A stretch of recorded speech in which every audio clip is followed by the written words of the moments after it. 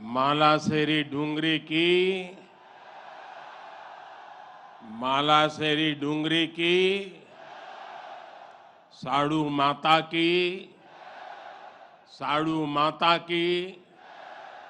सवाई भोज महाराज की देवनारायण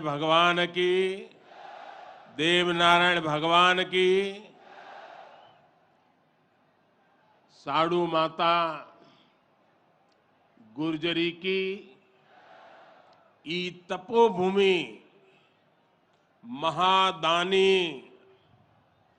बगड़ावत सुरवीरारी कर्मभूमि और देवनारायण भगवान री जन्मभूमि मालासेरी डूंगरी ने मारो प्रणाम।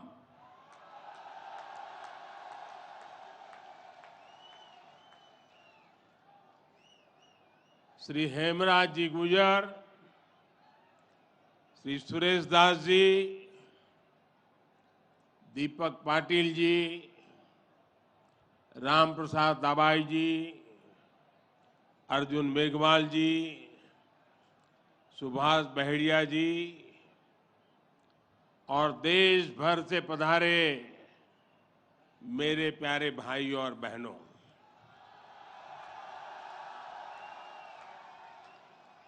आज इस पावन अवसर पर भगवान देवनारायण जी का बुलावा आया और जब भगवान देवनारायण जी का बुलावा आए और कोई मौका छोड़ता है क्या? मैं भी हाजिर हो गया। और आप याद रखिए, ये कोई प्रधानमंत्री यहां नहीं आया है।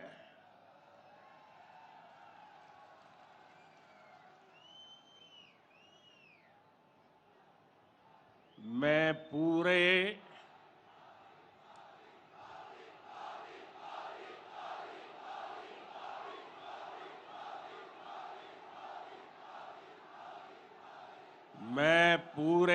भक्ति भाव से आप ही की तरह एक यात्री के रूप में आशीर्वाद लेने आया हूं।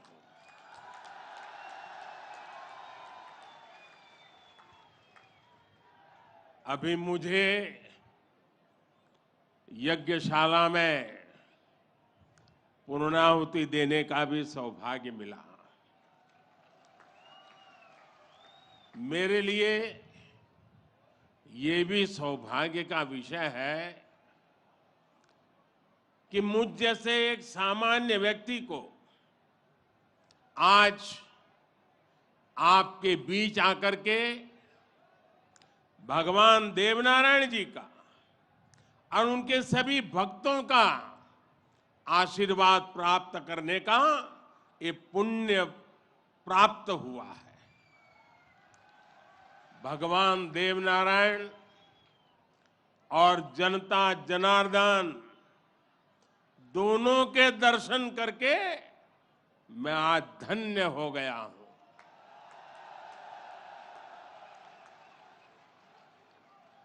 देश भर से यहां पधारे सभी श्रद्धालुओं की भांति मैं भगवान देवनारायण से अनवरत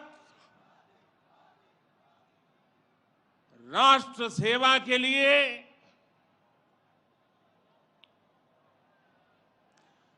गरीबों के कल्याण के लिए आशीर्वाद मांगने आया हूं।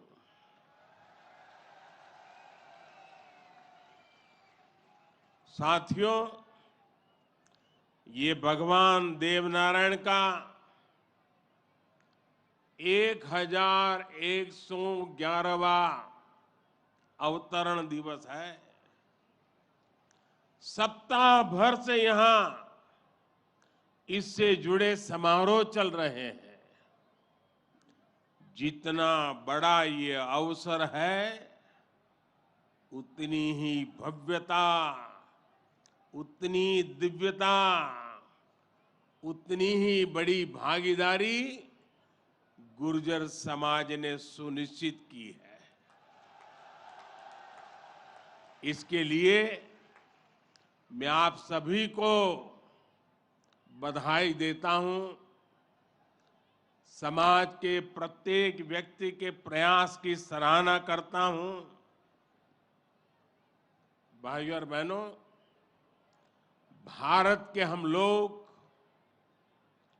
हजारों वर्षों पुराने अपने इतिहास, अपनी सभ्यता, अपनी संस्कृति पर गर्व करते हैं।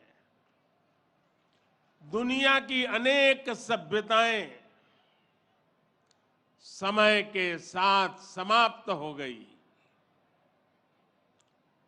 परिवर्तनों के साथ खुद को ढाल नहीं पाई। भारत को भी भौगोलिक, सांस्कृतिक, सामाजिक और वैचारिक रूप से तोड़ने के बहुत प्रयास हुए, लेकिन भारत को कोई भी ताकत समाप्त नहीं कर पाई।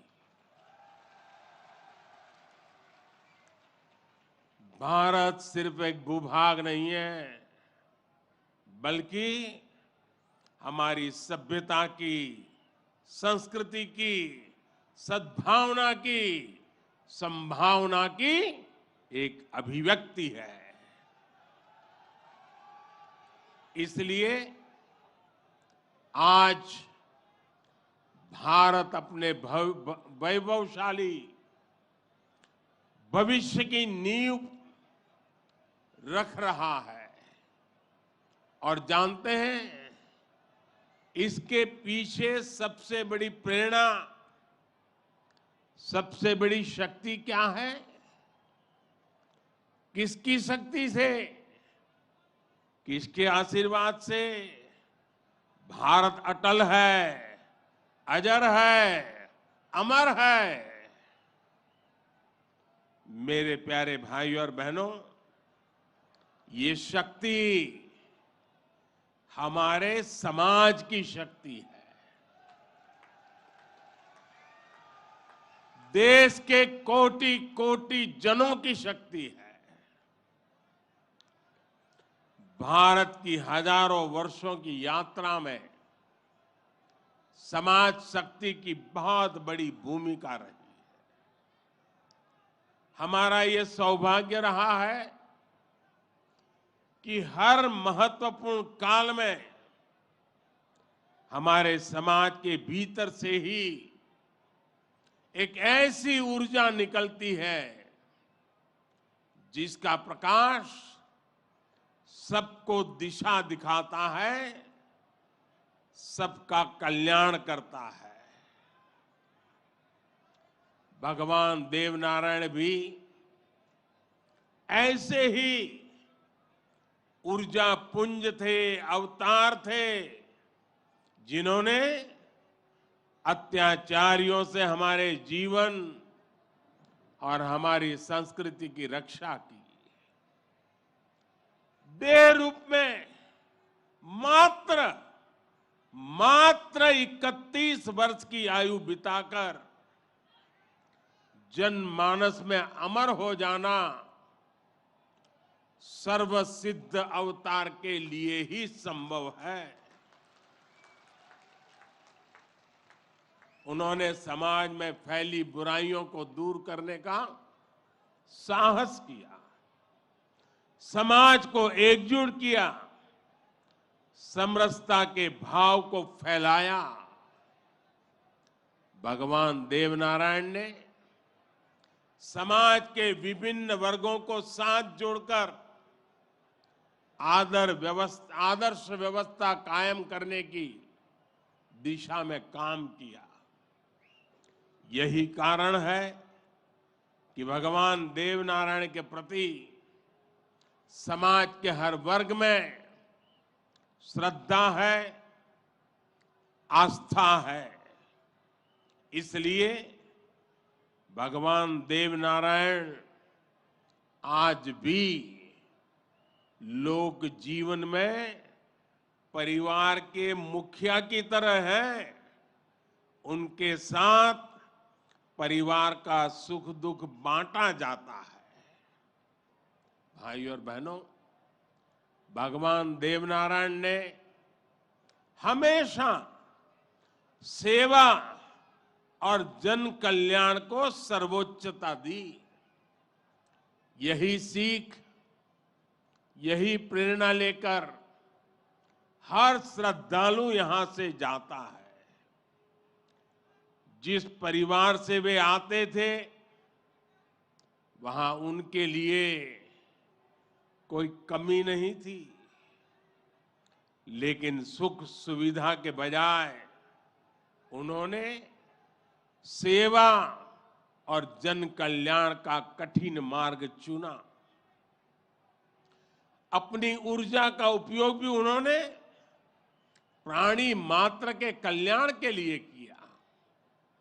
भाइयों और बहनों, भला जी भला, देव भला।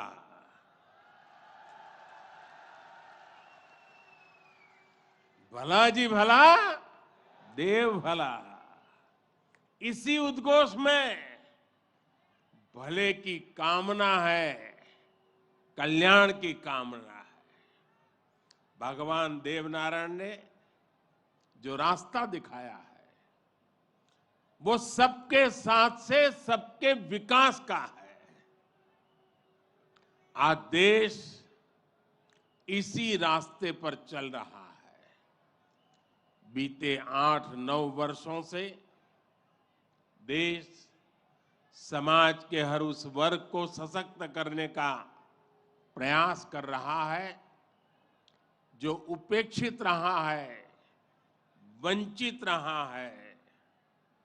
वंचितों को वरीयता, इस मंत्र को लेकर के हम चल रहे हैं। आप याद करिए, राशन मिलेगा या नहीं, कितना मिलेगा, ये गरीब की कितनी बड़ी चिंता होती थी। आज हर लाभार्थी को पूरा राशन मिल रहा है, मुफ्त मिल रहा है। अस्पताल में इलाज की चिंता को भी हमने आयुष्मान भारत योजना से दूर कर दिया है। गरीब के मन में घर को लेकर टॉयलेट, बिजली, गैस कनेक्शन को लेकर चिंता हुआ करती थी, वो भी हम दूर कर रहे हैं। बैंक से लेन देन भी कभी बहुत ही कम लोगों के नसीब होती थी। आज देश में सभी के लिए बैंक के दरवाजे खुल गए हैं। साथियों, पानी का क्या महत्व होता है, ये राजस्थान से भला बेहतर कौन जान सकता है। लेकिन आजादी के अनेक दशकों बाद भी देश के सिर्फ 3 करोड़ परिवारों तक ही नल से जल की सुविधा थी। 16 करोड़ से ज्यादा ग्रामीण परिवारों को पानी के लिए संघर्ष करना पड़ता था। बीते 3.5 वर्षों के भीतर देश में जो प्रयास हुए हैं, उसकी वजह से अब 11 करोड़ से ज्यादा परिवारों तक पाइप से पानी पहुंच चुक लगा है। देश में किसानों के खेत तक पानी पहुंचाने के लिए भी बहुत व्यापक काम देश में हो रहा है। सिंचाई की पारंपरिक योजनाओं का विस्तार हो या फिर नई तकनीक के सिंचाई, किसान को आज हर संभव मदद दी जा रही है। छोटा किसान जो कभी सरकारी मदद के लिए तरसता था, उसे भी पहली बार पीएम किसान सम्मान निधि से सीधी मदद मिल रही है। यहां राजस्थान में भी किसानों को पीएम किसान सम्मान निधि के तहत 15,000 करोड़ रुपए से अधिक सीधे उनके बैंक खातों में भेजे गए हैं। साथियों, भगवान देवनारायण ने गौ सेवा को समाज सेवा का, समाज के सशक्तिकरण का माध्यम बनाया था। बीते कुछ वर्षों से देश में भी गौ सेवा का ये भाव निरंतर सशक्त हो रहा है। हमारे यहाँ पशुओं में खुर और मुंह की बीमारियां, खुरपका और मुंहपका कितनी बड़ी समस्या थी, ये आप अच्छी तरह जानते हैं। इससे हमारी गायों को, हमारे पशुधन को मुक्ति मिले, इसलिए देश में करोड़ों पशुओं के मुफ्त टीकाकरण का बहुत बड़ा अभियान चल रहा है। देश में पहली बार गौ कल्याण के लिए राष्ट्रीय कामधेनु आयोग बनाया गया है। राष्ट्रीय गोकुल मिशन से वैज्ञानिक तरीकों से पशुपालन को प्रोत्साहित करने पर बल दिया जा रहा है। पशुधन हमारी परंपरा, हमारी आस्था का ही नहीं, बल्कि हमारे ग्रामीण अर्थतंत्र का भी मजबूत हिस्सा है। इसलिए पहली बार पशुपालकों के लिए भी किसान क्रेडिट कार्ड की सुविधा दी गई है। आज पूरे देश में गोवर्धन योजना भी चल रही है। ये गोबर सहित खेती से निकलने वाले कचरे को कंचन में बदलने का अभियान है। हमारे जो डेयरी प्लांट है, वे गोबर से पैदा होने वाली बिजली से ही चले, इसके लिए भी प्रयास किए जा रहे हैं। साथियों, पिछले वर्ष स्वतंत्रता दिवस के अवसर पर मैंने लाल किले से पंच प्राणों पर चलने का आग्रह किया था। उद्देश्य यही है कि हम सभी अपनी विरासत पर गर्व करें, गुलामी की मानसिकता से बाहर निकले और देश के लिए अपने कर्तव्यों को याद रखें। अपने मनुष्यों के दिखाए रास्तों पर चलना और हमारे बलिदानियों, हमारे शूरवीरों के शौर्य को याद रखना भी इसी संकल्प का हिस्सा है। राजस्थान तो धरोहरों की धरती है। यहां सृजन है, उत्साह और उत्सव भी है, परिश्रम और परोपकार भी है। शौर्य यहां घर घर के संस्कार है। रग राग राजस्थान के पर्याय है। उतना ही महत्व यहां के जन जन के संघर्ष और संयम का भी है। ये प्रेरणा स्थली भारत के अनेक गौरवशाली पलों की, व्यक्तित्वों की साक्षी रही है। तेजासी से बाबूजी तक गोगा जी से रामदेव जी तक, बप्पा रावल से महाराणा प्रताप तक,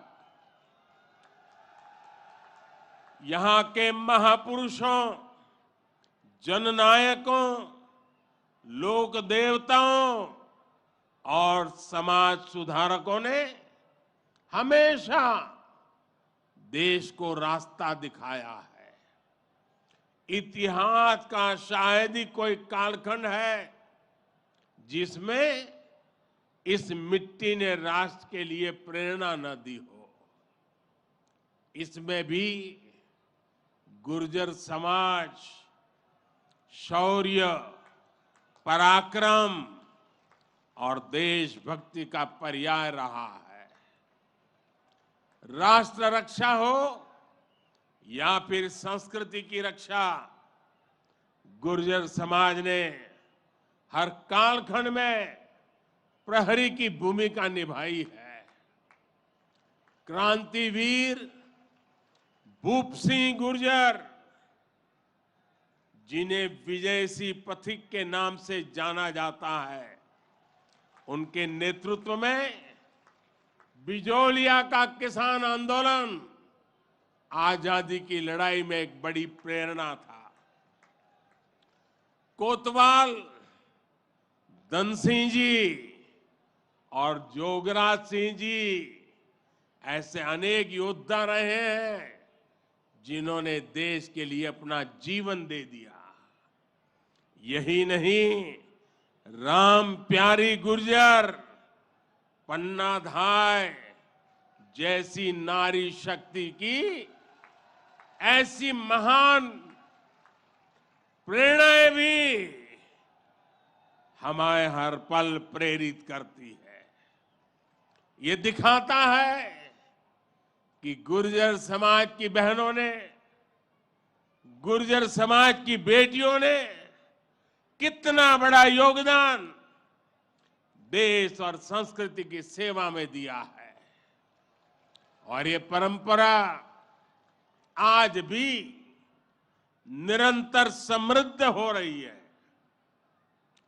ये देश का दुर्भाग्य है कि ऐसे अनगिनत सेनानियों को हमारे इतिहास में वो स्थान नहीं मिल पाया जिसके वो हकदार थे, जो उन्हें मिलना चाहिए था।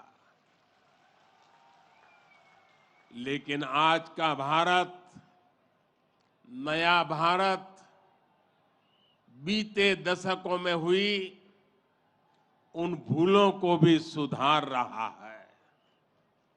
अब भारत की संस्कृति और स्वतंत्रता की रक्षा के लिए भारत के विकास में जिसका भी योगदान रहा है, उसे सामने लाया जा रहा है। साथियों, आज ये भी बहुत जरूरी है कि हमारे गुर्जर समाज की जो नई पीढ़ी है, जो युवा है, वो भगवान देव नारायण के संदेशों को, उनकी शिक्षाओं को और मजबूती से आगे बढ़ाएं। ये गुर्जर समाज को भी सशक्त करेगा और देश को भी आगे बढ़ाने में इससे मदद मिलेगी। साथियों, 21वीं सदी का ये कालखंड भारत के विकास के लिए, राजस्थान के विकास के लिए बहुत अहम है। हमें एकजुट होकर देश के विकास के लिए काम करना है। आज पूरी दुनिया भारत की ओर बहुत उम्मीदों से देख रही है। भारत ने जिस तरह पूरी दुनिया को अपना सामर्थ्य दिखाया है, अपना दमखम दिखाया है, उसने शूरवीरों की इस धरती का भी गौरव बढ़ाया है। आज भारत दुनिया के हर बड़े मंच पर अपनी बात डंके की चोट पर कहता है। आज भारत दूसरे देशों पर अपनी निर्भरता कम कर रहा है। इसलिए ऐसी हर बात जो हम देशवासियों की एकता के खिलाफ है, उससे हमें दूर रहना है। हमें अपने संकल्पों को सिद्ध कर दुनिया की उम्मीदों पर खरा उतरना है। मुझे पूरा विश्वास है कि भगवान देव नारायण जी के आशीर्वाद से हम सब जरूर सफल होंगे। हम कड़ा परिश्रम करेंगे, सब मिलकर के करेंगे। सबके प्रयास से सिद्धि प्राप्त होके रहेगी। और ये भी देखिए कैसा संयोग है, भगवान देवनारायण जी का 1111वां अवतरण वर्ष। उसी समय भारत की G20 की अध्यक्षता,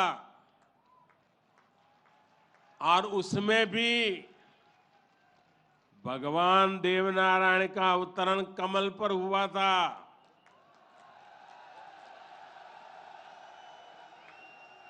और G20 का जो लोगो है, उसमें भी कमल के ऊपर पूरी पृथ्वी को बिठाया है। ये भी बड़ा संयोग है। और हम तो वो लोग हैं जो पैदाइशी कमल के साथ हुई है।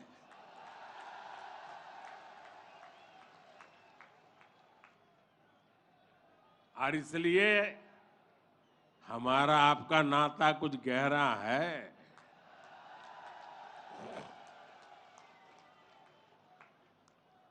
लेकिन मैं पूज्य संतों को प्रणाम करता हूं। इतनी बड़ी तादाद में यहां आशीर्वाद देने आए हैं।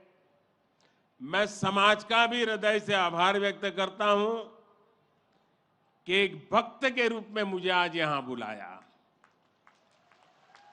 भक्ति भाव से बुलाया। ये सरकारी कार्यक्रम नहीं है। पूरी तरह समाज की शक्ति, समाज की भक्ति, उसी ने मुझे प्रेरित किया और मैं आपके बीच पहुंच गया। मेरी आप सबको अनेक अनेक शुभकामनाएं हैं। जय देव दरबार, जय देव दरबार, जय देव दरबार।